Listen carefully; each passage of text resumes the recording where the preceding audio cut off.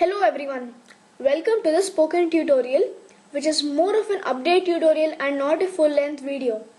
Someone has pointed out to me that in my register script I need some kind of check to note if the user has been registered or not by the username that they specify.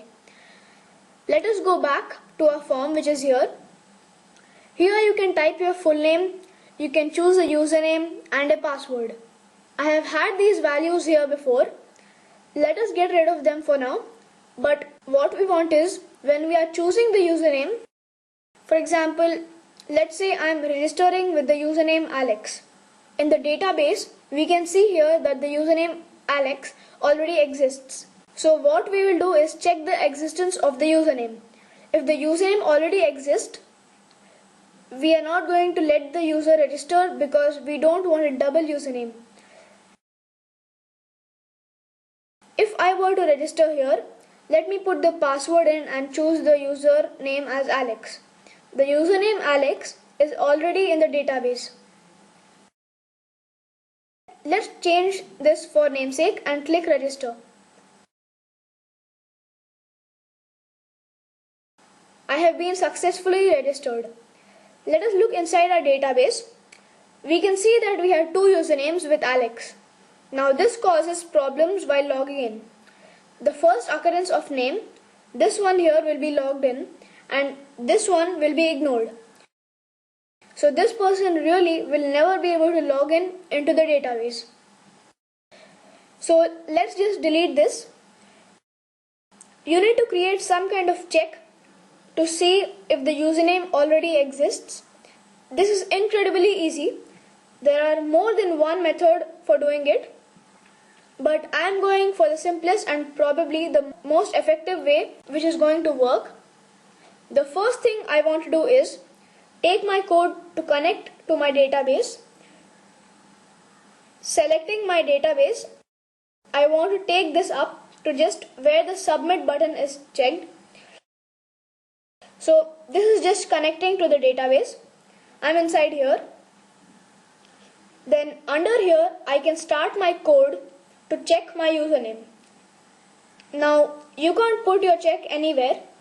For simplicity, I am just going to put it here and kill the rest of the script. If the username has been found, I can put it anywhere. Take care when you are using a full-length page in your website. The die function will cut off the rest of the code, so I don't recommend using this. I recommend casing the checks that you already have inside the next statement and not really to kill the script. But you will get the general idea here on how to work on what we are trying to do. We need to just type a query that specifies taking a record with a particular username. So I will say namecheck query here. I will call the variable namecheck and this will be a MySQL query. I will select username for simplicity. This is not going to select all the data, so I am selecting username from users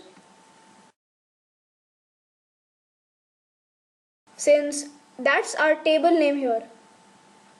I am going to say where username is equal to, if we look up here, username of the person that submits the form is in the variable name username. So we can just come down here and type username now. Now, if we choose the name Alex, this would select every record in the database that has the username Alex, and we can see there's one at the moment.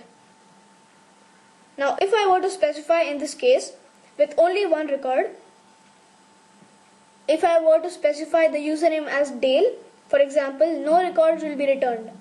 So therefore, the username won't exist if no records will be returned. So we need a function to check how many records are returned. You can do this by creating a count variable. It's MySQL numRows. It just returns the amount of records or rows that are contained within your query, which is called namecheck. So let's just test this. I am going to echo out count and then kill the script. The rest of the code does not execute. Let's go back to register and I'll type my full name as Alex. Full name, then choose a username. I'm going to choose Dale. The password won't be checked, so we could skip that. But I will just put them here for the sake of it and click register. We see that we've got a value of 0 that is returned.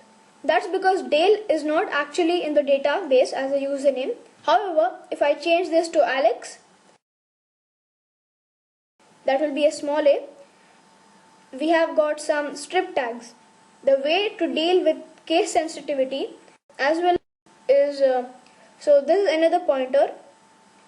When we are taking the username into account, what we are going to say string to lower here, just to make sure that this will always convert to lowercase. Next we are going to, let me find it. Click register. We can see that the value of 1 is returned. So the check that we were looking for is here. If this variable we are echoing out is not equal to 0, then we need to tell the user that the username is already registered. So here we can create a simple if statement and our block. Then we can say if our count does not equal to 0, meaning there's a record present under this condition where the username is already specified. Then we can just kill the script and say username already taken or any other message. Coming back here, let's refresh. We can choose Alex. Let me type in a password and click register.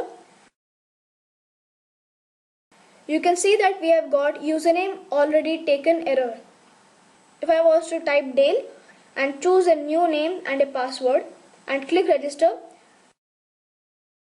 we can see that it has been successfully registered into the database because the username does not exist. So I will leave it at that. You can see that we have got a registered user in. Add a string to lower function, which is really useful to keep everything simple. Or you can just use a string to lower function in your if statement. However, to keep it simple, I would recommend that you convert all usernames into lowercase. You need to incorporate that into a login script as well. You need to convert whatever the user is typing into the login box to lowercase. I encourage you to play around with it. That's a good way to find some errors. Try them, but if you do need any help, please email me. Make sure you subscribe for updates. Thanks for watching. This is Arvind dubbing for the Spoken Tutorial project.